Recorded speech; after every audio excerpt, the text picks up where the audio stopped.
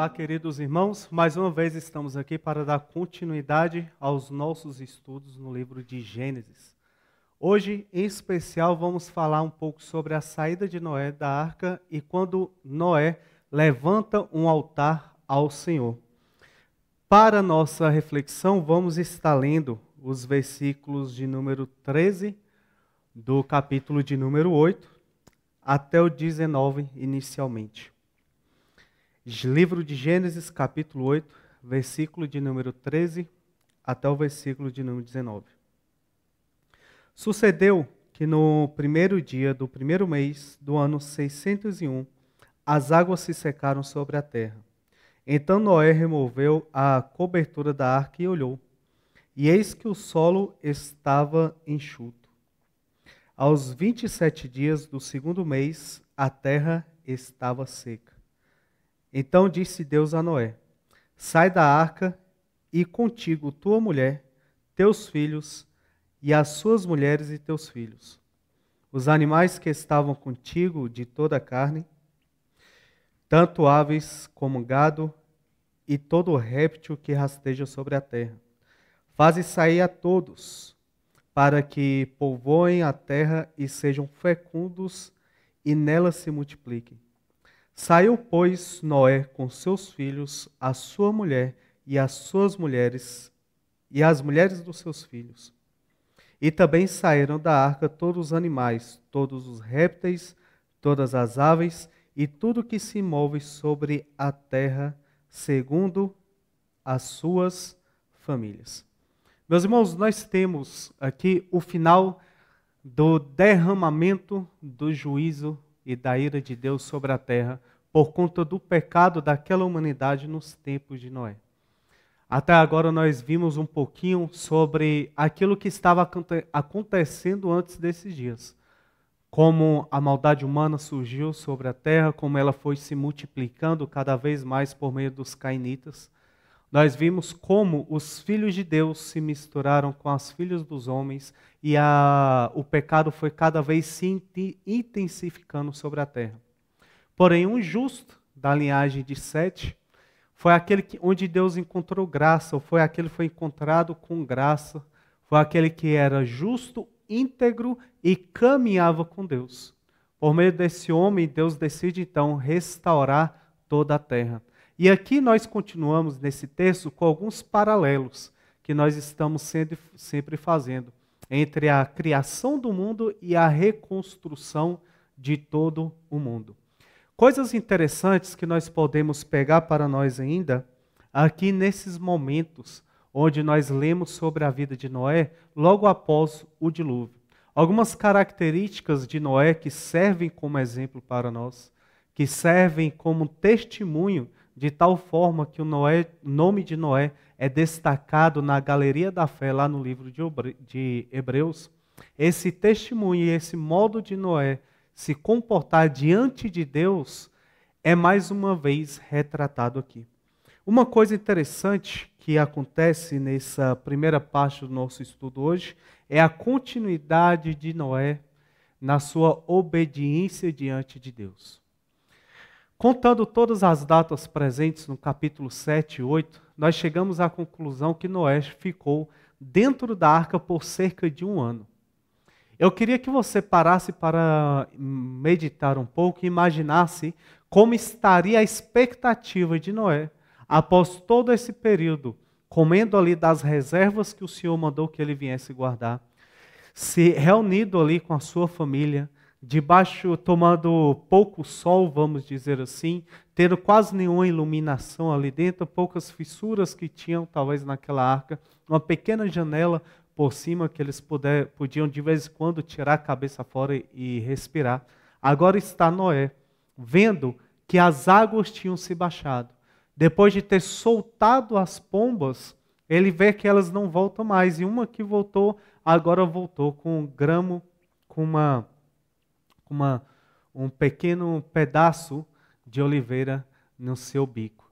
O que nós percebemos é que mesmo assim, sendo temente a Deus e obediente a Deus, Noé ainda aguarda a ordem de Deus para que eles venham estar saindo dessa arca.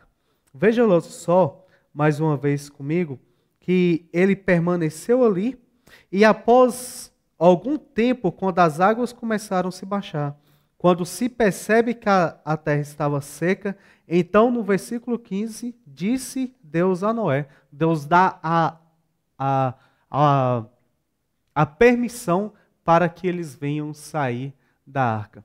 Uma coisa muito interessante é que nós podemos perceber o seguinte: diante de todos os momentos, nós vemos que, como diz o texto bíblico, Noé foi consoante com a palavra de Deus. Consoante o tempo todo. Esse termo consoante significa que aquilo que era dito por Deus era cumprido por Noé exatamente como o Senhor Deus tinha feito. Nós temos aqui na figura de Noé, obedecendo a palavra de Deus, um elo perfeito, onde o homem agora pode estar restaurando a terra e trazendo, vamos falar, numa perspectiva humana, uma esperança daquilo que foi prometido a Eva, que da sua semente nasceria aquele que pisaria a cabeça da serpente, seria se cumprido, talvez agora neste homem.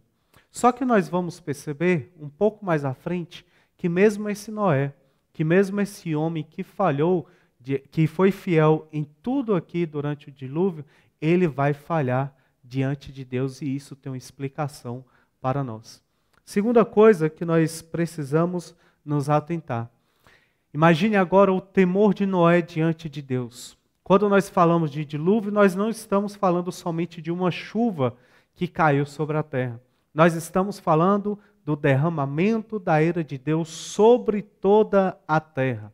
E eu queria mais uma vez reforçar com vocês, antes de seguirmos à frente nos próximos estudos, porque já estamos terminando esse período de Gênesis e do dilúvio, eu queria mais uma vez reforçar com vocês sobre toda a terra. Quando nós lemos, só queria que você pudesse depois conferir na sua própria Bíblia, o capítulo 7, do versículo 17 até o versículo 24, a palavra terra aí é repetida cerca de 9 vezes. Dessas 9 vezes que é repetida aí, a mesma palavra é usada para se referir à terra pelo menos 8 vezes.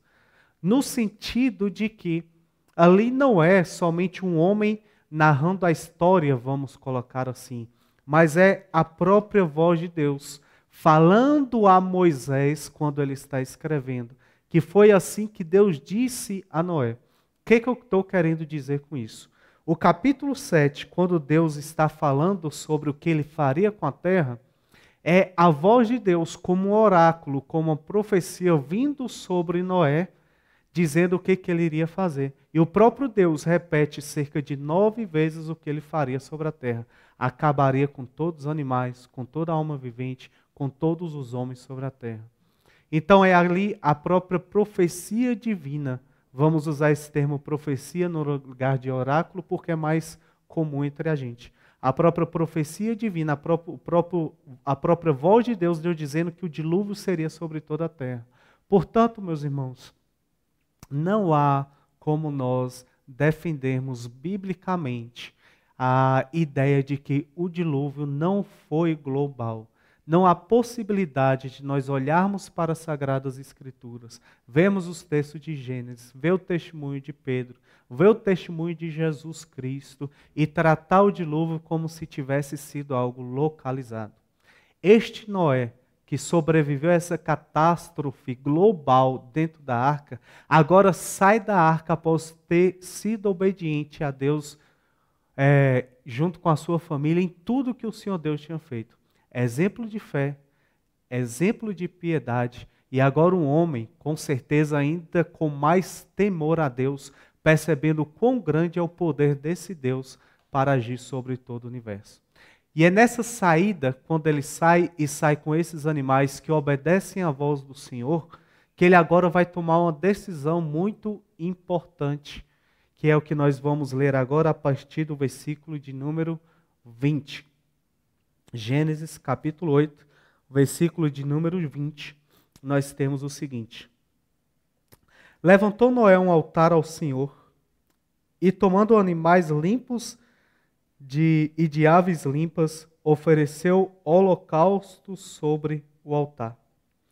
E o Senhor aspirou o suave cheiro e disse consigo mesmo: não tornarei a amaldiçoar a terra por causa do homem, porque é mau o desígnio íntimo do homem desde a sua mocidade. Nem tornarei a ferir todo vivente como fiz. Enquanto durar a terra, não deixará de haver sementeira e ceifa, frio e calor, verão e inverno, dia e noite. Meus irmãos, nós temos aqui então esse Noé que apresenta ao Senhor um sacrifício, só que aqui é construído um altar ao Senhor. Nós vamos vendo em diversas passagens da Bíblia, esses altares sendo erguidos a Deus. Ainda aqui no nosso estudo de Gênesis, veremos várias vezes isso acontecendo. Com os descendentes de Abraão, próprio Abraão, veremos quantas vezes esse altar é feito. E esse altar tem uma importância para a gente também. O altar também é um marco importantíssimo para nós na Bíblia Sagrada. É uma representação de que algo importante aconteceu entre Deus e os homens ali. É um marco de um fenômeno, de um acontecimento importante na Bíblia Sagrada. Assim também como é um marco importante quando nós ouvimos cânticos na Bíblia, como por exemplo, quando Miriam faz um cântico ao Senhor, quando terminam de atravessar o Mar Vermelho.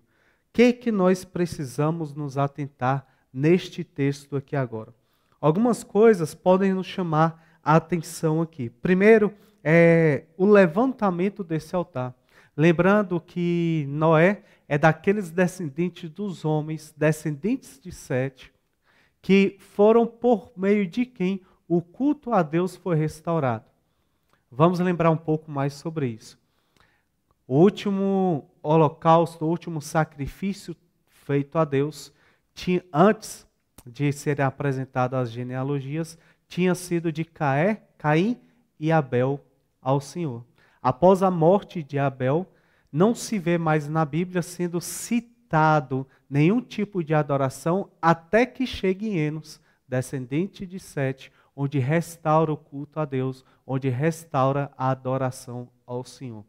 Nós temos ali sacrifícios sendo feitos a Deus. Agora, quando nós chegamos no novo mundo, agora quando nós chegamos aqui na nova reconstrução de todo o universo por meio dessa família, a primeira coisa feita por este homem, a primeira coisa feita por esse homem que foi fiel a Deus, foi levantar um altar ao Senhor e oferecer um sacrifício a Deus.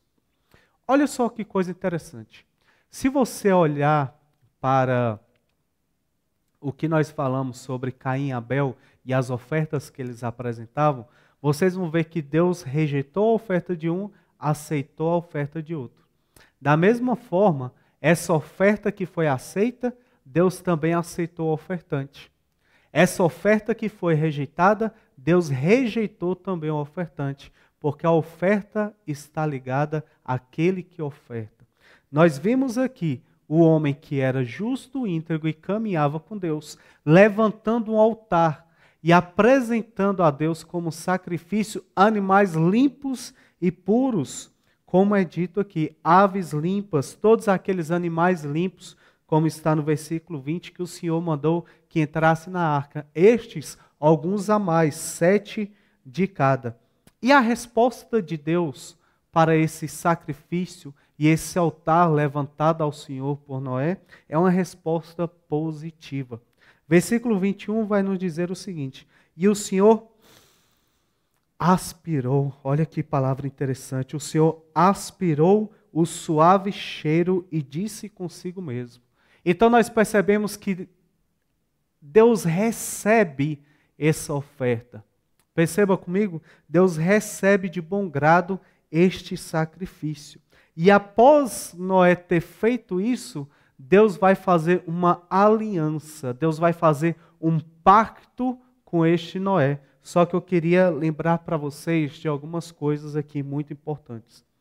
Mesmo o Senhor Deus tendo recebido de Noé essa oferta, Deus não se deixa ser enganado. E ele percebe que mesmo este homem, que era íntegro, justo e caminhava com Deus, mesmo os seus filhos, que também estavam com ele ali na arca, a esposa de Noé e todas as suas 3 noras, tinham uma característica que fazia parte então da humanidade desde a entrada do pecado do mundo. Vamos ver o que é isso? Olha só o que diz o versículo de número 21. Versículo de número 21 diz o seguinte: E o Senhor aspirou o suave cheiro e disse consigo mesmo: não tornarei a amaldiçoar a terra por causa do homem, porque é mau o desígnio íntimo do homem desde a sua mocidade. Meus irmãos, Deus, vamos colocar numa linguagem humana, Deus observa a vida de Noé, observa a vida dos filhos de Noé, e Deus chega a uma conclusão. Mesmo este homem, colocando em linguagens humanas, mesmo este homem, tendo essas qualidades que nós vimos no capítulo 6, Deus ainda diz que ele carrega consigo as marcas do pecado. Ele carrega consigo os maus desígnios no íntimo do seu coração. E mesmo esse homem ter nos dado tantos exemplos, mesmo Deus ter escolhido esse homem para que por meio dele viesse se multiplicar todas as nações da terra, ainda encontramos no homem que carrega consigo a marca do pecado, falhas que eram conhecidas por Deus, mas que a nós serão somente reveladas alguns capítulos mais à frente. O que eu queria lembrar também com vocês? Versículo 22, o Senhor Deus, juntamente, após receber essa oferta, ele traz uma promessa para toda a humanidade. Veja essa promessa, versículo 22. Enquanto durar a terra, não deixará de haver sementeira nem seiva, frio ou calor, verão e inverno, dia e noite. Meus irmãos, uma coisa importantíssima que nós precisamos tratar aqui, só para que nós arrematemos e que a gente possa sair desses capítulos da Bíblia tranquilos em afirmar o dilúvio global, a universalidade do dilúvio. Meus irmãos, se nós formos considerar que quando Deus faz essas promessas, ainda quando mais nós lemos o capítulo de número 9, que Deus faz essas promessas, que não mais destruirá a terra, nós só temos 2 possibilidades. A primeira possibilidade é o seguinte: sim, Deus falou que nunca mais faria isso. E nós não vimos mais e podemos ter a certeza que não haverá outro dilúvio sobre a terra. Deus prometeu e Deus cumpriu que nunca mais haveria outro dilúvio, que nunca mais destruiria a terra. Se eu interpreto o dilúvio como algo global, assim como deve ser interpretado, então nós podemos compreender com facilidade essas declarações de Deus e guardar a nossa fé diante disso. Agora veja só, se nós interpretarmos que o dilúvio for algo local, aí nós vamos ter um problema com as promessas de Deus. Veja só, se Deus diz que não iria mais trazer um dilúvio, não iria mais destruir a terra, e eu interpreto que o dilúvio é local, Deus está ou não cumprindo com a sua promessa ou estaria mentindo para Noé. Por quê? Porque em diversos momentos da história da humanidade, em diversos momentos, em diversas localizações, há catástrofes localizadas. Nós podemos falar sobre um exemplo muito interessante: tsunamis. Quando nós lemos a Bíblia, diz que as águas do céu se juntaram com as águas da terra. Algumas pessoas vão dizer que, não, mas o dilúvio talvez foi só um tsunami que houve naquela região. Meus irmãos, se foi só um tsunami, e Deus está fazendo essa promessa, no tsunami Deus descumpre com a sua promessa. Se nós pensamos no que aconteceu recentemente no Rio Grande do Sul, se nós pensamos em catástrofes que aconteceram recentemente aqui na Bahia, por conta de grandes chuvas, houve grandes inundações, onde pessoas morreram, onde pessoas tiveram percas significativas. Então, se nós pensamos nisso tudo como local, quando observamos esses fenômenos, temos dificuldade para interpretar esse texto, porque aparentemente, se foi algo local, e Deus falou que não faria de novo, e vemos novamente acontecendo, há uma dificuldade em compreendermos o que Deus quer dizer com esse texto. Meus irmãos, o que nos resta é o tempo todo interpretarmos como é o sentido do texto, interpretarmos como o texto quer nos dizer que o Senhor o tempo todo está falando de uma catástrofe global sobre toda a terra. E essa catástrofe foi prometida até hoje, não se repetiu e podemos ter a confiança no nosso Senhor que não se repetirá. Por último, queria falar ainda sobre o altar. Noé levantou um altar e esse sacrifício foi aceito por Deus. Hoje em dia nós não levantamos e não construímos mais altares ao Senhor, mas nós temos um altar que é a nossa própria vida, o nosso próprio coração. E eu queria trazer um confronto para a sua vida hoje em dia e perguntá-lo, como é que Deus está recebendo o seu sacrifício diário? Como é que Deus tem recebido as suas orações? Como é que Deus tem recebido as suas ofertas de gratidão a Ele? Como é que o Senhor Deus tem encontrado os desígnios do íntimo do seu coração? Você tem todos os dias, como é instruído pelo Senhor nas leis de Moisés, todos os dias limpado as brasas do altar e reacendido a chama do Espírito, da fé e da busca por Deus em sua vida? Meus irmãos, o homem justo ofereceu um holocausto ao Senhor, levantou um altar e Deus aspirou aquilo como um cheiro suave. Uma vida pecaminosa atrapalha as nossas orações. Uma vida longe de Deus atrapalha as nossas orações. Uma vida desobediente à palavra de Deus atrapalha as nossas orações. Vimos com Noé que ele foi justo, obediente, caminhou com Deus. E quando ele oferece a Deus a sua oferta de gratidão pela sua vida, quando ele oferece a Deus esse sacrifício, esse holocausto, é recebido por Deus e Deus responde com uma aliança. Pense um pouco sobre isso. Analise tu mesmo a sua vida diante desse mundo perdido que nós estamos vivendo. Nós que fazemos parte da Igreja de Cristo, que devemos estar separados, somos essas pessoas que têm se colocado diante de Deus com a oferta suave e agradável às narinas do nosso Senhor. Medite um pouco sobre isso e nós nos reencontraremos logo mais para o nosso estudo sobre a resposta de Deus a esse sacrifício no capítulo de número 9. Deus abençoe vocês e nos encontramos em breve.